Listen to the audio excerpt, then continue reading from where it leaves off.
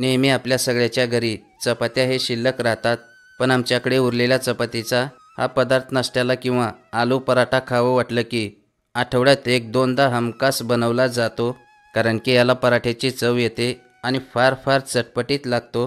तर चला मग उरलेल्या चपातीचा हा पदार्थ बनवण्यासाठी इथं मी 2 मध्यम आकाराच्या कांद्याचे काप घेऊन त्याला थोडं कुस्करून घेत आहे, जेणेकरून त्याचे लच्छे वेगवेगळे होतील आणि सगळ्या स्लाईसवर मसाला पण व्यवस्थित कोट होईल.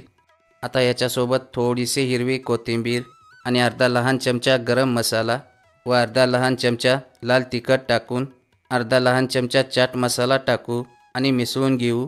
याच्यात आपण मीठ पण टाकणार आहोत, पण नंतर टाकूया, कारण की मीठ टाकल्यानंतर पाणी सुटायला लागतं म्हणून. तर असं व्यवस्थित मसाला कोट झाला की याला थोडंसं बाजूला ठेवू आणि दुसरीकडे हे मी उकडलेल्या 2 लहान बटाट्यांना खिसून घेतलं आहे.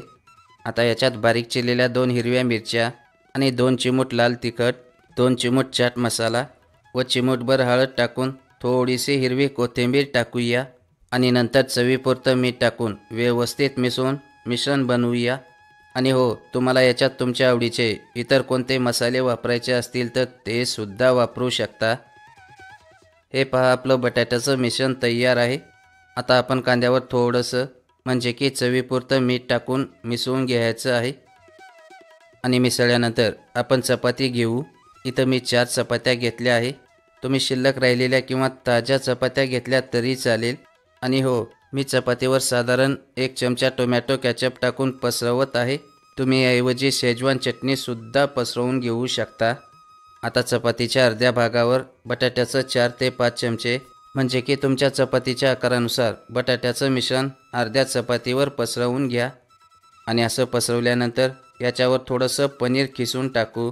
याच्यासोबत तुम्ही खिसलेलं चीज पण टाकू शकता, त्यामुळे मुले फार फार आवडीने खातील. आता याच्यावर टाकायचा आहे कांदा. जर तुम्ही कांदा खात नसाल तर तुम्ही गाजर किंवा पत्ताकोबीचं कांद्याप्रमाणे मिश्रण बनवून वापरू शकता.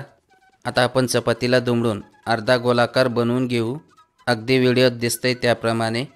तर याच पद्धतीने हवे तितके बनवून तव्याला किंवा अशा एखाद्या पॅनला तूप किंवा बटर लावा आणि त्यात बनवलेला पदार्थ ठेवून मिनिटभर मंद आचेवर भाजून घ्यायचं आहे. आणि हो, शक्य असेल तर भाजण्यासाठी बटर किंवा तुपाचाच वापर करा, कारण की त्यामुळे चव चांगली येते. आता याला पलटून दुसऱ्या बाजूनेही भाजून घेऊ, म्हणजे की 1-2दा आलटून पलटून छान खरपूस रंग येईपर्यंत भाजायचं आहे. हे पहा, या बाजूने मस्त भाजलंय. असंच दोन्ही साईडने भाजायचं आहे. तर याच पद्धतीने तुम्ही शिल्लक राहिलेल्या किंवा ताज्या चपातीचा पदार्थ बनवून नाश्त्यामध्ये खाऊ शकता, नाहीतर डब्याला पण देऊ शकता. तर चला मग पुन्हा भेटूया एका नवीन रेसिपीसोबत.